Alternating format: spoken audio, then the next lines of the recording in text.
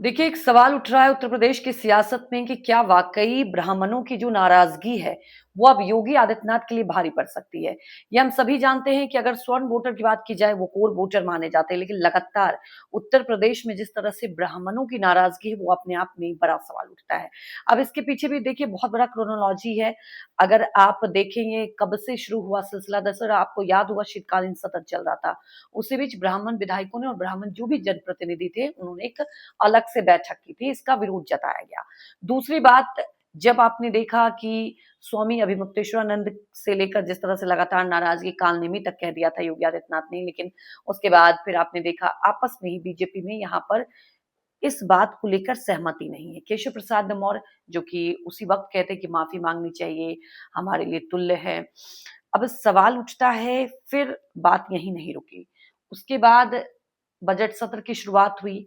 पूरे सदन में योगी आदित्यनाथ ने कहा कि शंकराचार्य कोई भी बन जाता है। उन्होंने बिना नाम लिए कहा कि आखिर उसे बनने का किसने किसको उपाधि दे दी, कैसे कोई शंकराचार्य बन जाता है। उसके लेकर अखिलेश यादव लगातार हमलावर हैं। अखिलेश ने तो ये तक कह दिया कि उन्हें योगी बनने की किसने उपाधि दे दी, किसने कह दिया कि वो योगी हैं।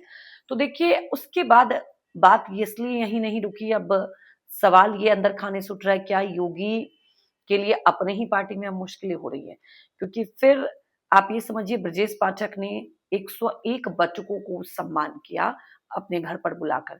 वो बटुक नहीं थे जिनकी चोटी खींची गई थी माघ मेले में, जब स्वामी अभिमुक्तेश्वरानंद की नाराजगी थी, वो कोई और बटुक थे। लेकिन ये क्या ब्रजेश पाठक ने अपने अपने फैसले से, क्या नहीं, ये दिल्ली से सिग्नल मिला, उसके बाद उन्होंने सम्मान दिया। और ये पहले कई बार ऐसे मौके आ चुके हैं जब ब्रजेश पाठक ब्राह्मणों के फेवर में बोल चुके हैं।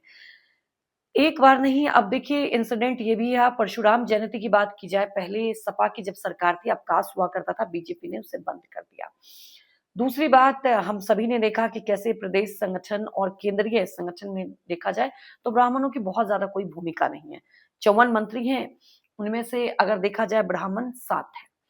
अब सवाल ये उठता है कि अगर 10% भी ब्राह्मण नाराज होते योगी आदित्यनाथ से, तो 12 से 15 सीटों पर फर्क पड़ेगा। अगर मैं 50% की बात करती हूँ तो आपको बता दें कि 60 से 63 सीटों पर फर्क पड़ेगा। तो ये सरकार बनाने और ना बनाने में बहुत बड़ी भूमिका हो जाती है। अगर 100% नाराजगी होगी तो आप समझिए मुश्किल ही होगा कि सत्ता में भारतीय जनता पार्टी आए। अब बीजेपी की बात की जाए तो ऐसा नहीं है कि बीजेपी में सभी ब्राह्मणों के खिलाफ नाराज हैं। एक तरफ आपस में ही 2 डिप्टी सीएम ब्राह्मणों के समर्थन में बयान दे रहे हैं, तो दूसरी तरफ योगी आदित्यनाथ कालनेमी से लेकर तमाम चीजें कह रहे हैं। तो क्या अब योगी आदित्यनाथ के लिए ये मोर्चाबंदी हो रही है, ये खेमेबंदी हो रही है?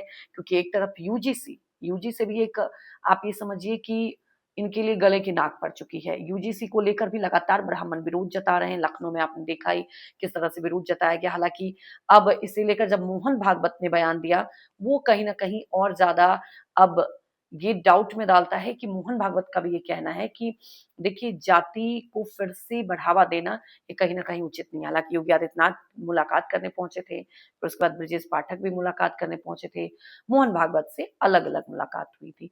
तो क्या ब्राह्मणों की वाक़ई ये नाराज़गी अब योगी आदित्यनाथ के लिए मुश्किलें खड़ी कर सकती है? ये तो वक़्त बताएगा, लेकिन फिलहाल ये तो तय है कि योगी आदित्यनाथ के लिए अब रिवाइव करना होगा, क्योंकि यहाँ जो फॉर ग्रांट आप कह सकते हैं कि ब्राह्मण वोटर को बीजेपी हमेशा कहा जाता है फॉर ग्रांटेड लेती है, लेकिन अब ये नाराजगी बहुत ज्यादा बढ़ती दिखाई दे रही है। ये भारी ना पड़ जाए बीजेपी।